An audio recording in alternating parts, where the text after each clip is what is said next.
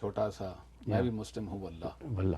اور پھر یہ مولانا جو ہیں جو اسلام کے ٹھیکیدار ہیں، ان کی کس طرح انہوں نے خبر لی؟ ایک بات قدر اختلاف کروں گا آپ سے. میرا نہیں خیال ہے کہ ان کی کبھی بھٹو صاحب کے ساتھ وابستگی رہی ہے. ان کی وابستگی ہمیشہ نیشنل عوام پارٹی کے ساتھ رہی، ولی خان کے ساتھ رہی، سیاسٹم کے ساتھ رہی اور باچا خان. بلکہ ان کی نظم بڑی مشکل نظم ہے، اب ولی ہی اسے بچائے گا. پھر ان کی دوسری نظم ولی خان کے نام، جس میں لکھا میرے قافلے میں شامل کوئی کم نظر نہیں ہے. بے نظیر کے لیے نظم لکھی انہوں نے، لیکن آپ کبھی آج تک بھٹو صاحب کے بارے میں کوئی نظم نہیں دکھا سکتے. نظمیں ساری ولی خان کے بارے میں ہیں، باچا خان کے بارے میں ہیں. بے نظیر جب تقلیب میں تھیں تو انہوں نے نظم لکھی تھی ڈرتے ہیں بندوقوں والے ایک نہتی لڑکی سے. وہ ایک واحد نظم ہے جو لکھی، ورنہ کوئی نظم لکھی. ہمیشہ ان کا جو رابطہ رہا ہے وہ جو نیشنل عوام پارٹی کا لیفٹ ونگ تھا اس کے ساتھ رہے، ساری عمر رہے. آپ درست فرماتے ہیں. اور ایک دفعہ انہیں سیٹ بھی انہوں نے ایک الیکشن بھی لڑا، اگرچہ اسی دور میں بھٹو صاحب نے بھی سیٹ کی آفر کی تھی، لیکن یہ اے این پی کے ساتھ ہی رہے. اور نیب. تو ایک اور دیکھیں آپ، بات بڑی کمال کی ہے کہ اسی دور میں ہی جالب صاحب کے دور میں ہی استاد دامن، آپ ان کو کیسے علیحدہ کر سکتے ہیں؟ وہ قلندر شخص اسی گھر میں رہنے والا، وہ بازار حسن والا گھر جہاں کہیں شاہ حسین کسی زمانے میں رہا کرتے تھے، اور ان کی وہ بیٹھک، اور پھر ان کو کھائی جاؤ وچوں وچ کھائی جاؤ پاکستان دی موجیں فوجیں. تو میں سمجھتا ہوں کہ جالب جو ہے اور یہ اپنا استاد دامن، اب دیکھیں کہ ان کے پیروکار جو ہیں یا ان کی زمین پر کہنے والے یا ان کے خیالات کو آگے لے جانے والے، آپ ابھی میں پڑھا تھا یہ ایک بابا نجمی ہیں اور بھی کچھ طرح گمنام بے تحاشا شاعر ہیں جو کہ انہی کو فالو کرنے کی کوشش کر رہے ہیں. تو میں سمجھتا ہوں کہ انہوں نے جو شمع جلائی سچ کی، حق کی، اور بغیر کسی خوف کے جو سچی بات ہے اس کو کہنے کی. یہ نہیں ہے کہ 10-20 سال بعد آپ کتاب لکھیں، جیسے کہ ہم دیکھ رہے ہیں کہ بہت سارے جرنیل ہیں اور بہت سارے سیاستدان ہیں، بہت سارے بیوروکریٹس ہیں. یہ ایک فیشن بن گیا ہے کہ جب ریٹائر ہوتے ہیں اس کے بعد کتاب لکھتے ہیں اور اس کے بعد تھوڑا بہت اپنی بھی تنقید کر لیتے ہیں اور کتاب بھی بکتی ہے. جالب ایسا شخص نہیں تھا.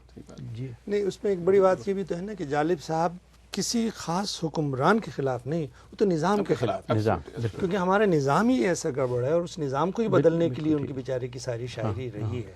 اور اس نظام کے دیکھیے، اس نظام کو اب بات ختم کر لیا آپ نے، وہ دیکھیں نظام کو انہوں نے مینٹین کرنے کے لیے جو سب سے بڑی چادر اس نظام پہ ڈالی ہے وہ ہے حب الوطنی کی. بالکل، کہ اگر آپ اس پہ تنقید کریں گے تو آپ وطن عزیز پہ تنقید کر رہے ہیں، آپ غیر محب الوطن ہیں. اور جب ایسٹ پاکستان میں فوجی ایکشن سٹارٹ ہوا ہے تو اس وقت جو جالب صاحب نے کہا پولیس والوں سے، انہوں نے کہا پولیس والوں میرا بیان لکھو، اس وقت سچ بات نہ کہنا بے غیرتی اور جیل سے باہر آنا بزدلی ہے. اور پھر جیل گئے، ان کو جیل ہوئی اس بات کے. اور بوٹوں کی سرکار جو انہوں نے لکھی اسی دور میں، بوٹوں کی سرکار، یعنی وہ ان کے منہ پر تھپیڑا تھی. اور میں تو سمجھتا ہوں کہ جالب صاحب کو لوگوں سے بھی ایک شکوہ تھا. یعنی کمال کی بات یہ کہ لوگوں کی وہ زبان بنے اپنی شاعری کے ذریعے، لیکن لوگوں سے بھی انہیں ایک شکوہ تھا. اور یہ شکوہ تھا کہ لوگوں نے کسی طریقے سے جہالت کے ساتھ، ظلم کے ساتھ سمجھوتا کر رکھا تھا اور اسی کو ہی اپنی قسمت اور اسی کو ہی اپنا یعنی زندگی کا مقصد سمجھ لیا تھا. بالکل ٹھیک ہے. لیکن دیکھیے وہ الٹیمیٹلی لوگوں کے ساتھ ان کی بڑی ایک والہانہ محبت تھی اور ایک ان کا اعتماد تھا اس کے اندر. تو جب بھٹو صاحب کے دور میں 1984 میں ملٹری ایکشن ہوا، 1974 میں ملٹری ایکشن ہوا وہاں بلوچستان میں، جو ایسٹ پاکستان ملٹری ایکشن کے فوراً بعد، تو ان کی بڑی مشہور نظم جاگ میرے پنجاب کے پاکستان چلا، بڑا خوبصورت نظم. جی جی جی، روکو یہ سیلاب کے پاکستان چلا، ٹوٹ چلے سب خواب کے پاکستان چلا. تو وہ اٹھو پنجاب کے لوگوں، بلوچستان جلتا ہے، بلوچستان جلتا ہے تو پاکستان جلتا ہے. تو پھر ویتنام کے لیے پھر یہ کہ ان کی شاعری میں ہم دیکھتے ہیں کہ پورا ایک ورلڈ میپ سٹرگلز کا مرج کرتا ہے. وہ صرف پاکستان کی بات نہیں کرتے، وہ ویتنام کی بات بھی کرتے، انگولا کی بات بھی کرتے، افریقہ کی بات بھی کرتے، فلسطین کی بات تو بہت خاص طور پہ کرتے تھے.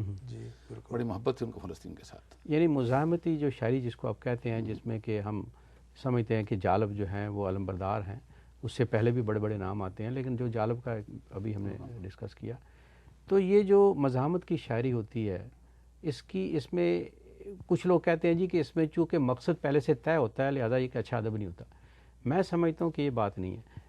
پہلے سے مقصد طے ہونے سے مراد یہ نہیں ہے کہ یہ شاعری صرف ایک قسم کی کومنٹری رہ جاتی ہے، مسائل پر یا ایک قسم کا سوال ہی ریز کرتی ہے.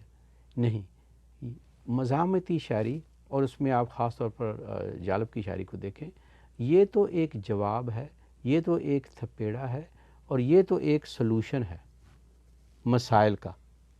یعنی سوال اٹھائے بھی جاتے ہیں اور ان کا جواب بھی دیا جاتا ہے. اسی میں ہے. جی جی بالکل جی بالکل. لیکن دیکھیں میں سمجھتا ہوں, میں جالب صاحب کی شاعری کو اپنے طور پہ صرف مزاحمتی شاعری نہیں سمجھتا, میں اس کو امیجنیشن کی شاعری سمجھتا ہوں اور ٹرانسفارمیشن کی شاعری سمجھتا ہوں. بالکل بالکل.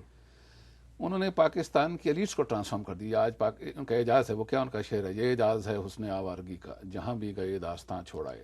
تو پاکستان کی ایلیٹس کے لیے ان کا اعجاز ہے کہ آج ہر بڑا آدمی جو پاکستان میں جمہوریت کی یا ایمانداری کی یا ایکوالٹی کی یا ڈیو پروسیس کی بات کرنا چاہ رہا ہے. اور آج دیکھیے کہ چیف جسٹس کے لیے انصاف بھی مانگتے ہیں لوگ, تو جالب صاحب کی آواز مانگتے ہیں. بالکل بالکل. تو یہ میں سمجھتا ہوں کہ ان کا ایک بہت بڑی ان کی خوبی ہے, کیونکہ جب ہم چیزوں کو سرسری نظر سے دیکھتے ہیں تو اس میں یا تو اس کو فوری طور پہ ایکسیپٹ کرنے کی یا فوری طور پر ریجیکٹ کرنے کا رجحان بہت پایا جاتا ہے. لیکن اگر کوئی چیز سسٹین کرتی ہے اوور پیریڈ آف ٹائم, تو پھر بڑے سے بڑے نقاد کی ذمہ داری بنتی ہے کہ ایکسپلین کرے کہ کیوں سسٹین ہو رہی ہیں چیزیں, اور کیوں عام شاعری کی طرح یہ اپنا ملیا میٹ میں ہو گئیں. ہزاروں ایسے اشعار جن پہ لوگوں کو بے پناہ داد ملی تھی اپنے مشاعروں میں, آج کسی کو یاد میں نہیں. جی بالکل بالکل بالکل. اور یہاں پہ وہ اشعار تھے جن اس زمانے میں لوگ چپ ہو جا کرتے تھے, اور آج ہر آدمی ان کو دہراتا ہے اور ہر آدمی ان کے بارے میں بات کرتا ہے. یعنی فیض صاحب نے ایک دفعہ کہا تھا کہ ولی دکنی جی جی کے بالکل, بعد, ولی دکنی کے اور بعد یہ میں سمجھتا ولی دکنی ہی نہیں بلکہ نذیر اکبر آبادی کے بعد جی جی اگر کوئی شخص سب سے زیادہ پاپولر عوامی شاعر ہے عوامی تو یہ شاعر, حبیب جالب یعنی ہے. لوگوں کے دلوں جی میں جی رہنے جی والا شاعر, جی تو وہ حبیب جالب. انہوں نے دو دفعہ کہا, پہلے ایک دفعہ کا ولی دکنی سے لے کے ہم تک, دوسرا نے کہا کہ بلے شاہ سے لے کے ہم تک. جی جی جی. کسی شخص کو اتنے اپنا سامنے میسر نہیں ہوئے جتنے حبیب جالب صاحب کو ہوئے ہیں. یہ فی الواقع عوامی شاعر ہیں. جی تو عوامی شاعروں نے خود مانا کہ بھی اس آدمی کے پاس کوئی ایسی بات ہے کہ جو فی الواقع اگر پاکستان کو امی شاعر ہے, جس کا ڈکشن, جس کا اپنا کمپوزیشن, جس کی اپنا جو گرامیٹیکل فارمولیشن اتنی خوبصورت, اتنی امپریسو نہیں ہے, اتنی عربائز, اتنی پرشنائز نہیں ہے, لیکن اس کے باوجود اس کی شاعری میں وہ جو جادو ہے, جو کہتے تھے اپنا گریکس ویٹس, جو لفظ ان کا VATES, وہ استعمال کرتے تھے پیغمبر کے لیے بھی اور شاعر کے لیے بھی. تو ہمارے ہاں بھی فارسی میں تصور ہے نا کہ شاعری جزوی است پیغمبری, تو اسی نقطہ نگاہ سے دیکھتے رہے ہیں. تو یہ زندہ قوموں کو, اپنے مردہ قوموں کو زندہ کرنے کی جو بات ہے, وہ تو اقبال نے شرط اولین رکھی ہوئی ہے نا جی, جو ضرب کلیمی نہیں رکھتا وہ ہنر کیا. تو ایک بات تو جالب صاحب نے ثابت کر دیا ہے کہ ان کے پاس ضرب کلیمی تھی اور ہنر تھا, جس سے پاکستان کی شکستہ دل قوم بار بار جو ہے وہ پھر اس میں جوش اور اعتماد اور اپنا آتا رہا, حوصلہ آتا رہا, وہ لڑتے رہے اپنا جو ہے ڈکٹیٹرز کے ساتھ. تو مجھے یاد آ گیا جو انہوں نے لکھا تھا ایوب خان کے خلاف, جس سے اور ایوب خان جو تھے وہ پسپا ہوئے تھے جب انہوں نے اعلان تاشقند کیا تھا نا, یاد ہو, اعلان تاشقند کیے جا رہا ہوں میں, جو بولتا ہے بند کیے. جی جی. بڑی آرڈنری شاعری لگتی ہے, اسٹیٹمنٹ کی, نعرے کی شاعری لگتی ہے, لیکن اس نعرے کے پیچھے بھی ایک ایسا شعور تھا جو لوگوں نے سمجھا, ایکسیپٹ کیا اور اس پہ ایکٹ کیا انہوں نے. یعنی آپ یہ جو آپ کہہ رہے ہیں کہ کامن ڈکشن وہ استعمال کرتے تھے, کامن لینگویج, سوال یہ پیدا ہوتا ہے کہ یہ کوئی نئی بات اس لیے نہیں ہے, لیکن اس کو استعمال کرنا جو ہے یہ کوئی کسی کا فن ہوتا ہے. دیکھیں ہم انگلش لٹریچر میں ورڈزورتھ کو لیتے ہیں کہ اس نے بڑے بڑے تھاٹ جو ہیں وہ کامن لینگویج میں کوشش کی اور وہی زندہ ہے. جالب جو ہے دیکھیں آپ کہ یہ 64 کی بات ہے, ایوب خان کے خلاف الیکشن ہونا تھا اور محترمہ فاطمہ جناح مادر ملت وہ ہوئی. تو ایک صرف لائن, ایک نعرہ, ایک لائن, کیونکہ ان کے جو شاعری کا ایک لائن بعض دفعہ ایک پورا ایک نعرہ بن جاتی تھی کہ ماں کے قدموں تلے, وہ کیا ہے کہ ماں کے جنت ہے, ادھر آؤ. بچوں پہ چلی گولی, وہ جو ان کی لکھی تھی مادر ملت نے. جی جی. تو میں سمجھتا ہوں کہ آخر میں ان کا جو دوست ہے, کیا اس کا نام ہے, مجاہد علی. مجاہد علی جو بات کرتا ہے کہ بھئی میں جب وہ آخری سانس لے رہا تھا 93 میں اور میو ہاسپٹل میں, تو میں ملنے گیا تو اس وقت ایک سلاب آیا ہوا تھا نا. بات کچھ ایسی ہوئی کہ انہوں نے کہا کہ دیکھیں آپ کا 32 سال پاسپورٹ بند رہا, 8-10 دفعہ آپ جیلوں میں گئے, تو ابن انشا بھی تو گئے تھے علاج کرانے, تو آپ بھی یعنی آپ یہ تھوڑی سی زبان بند کر لیں اور علاج کے لیے باہر چلے جائیں. انہوں نے کہا کہ مجاہد علی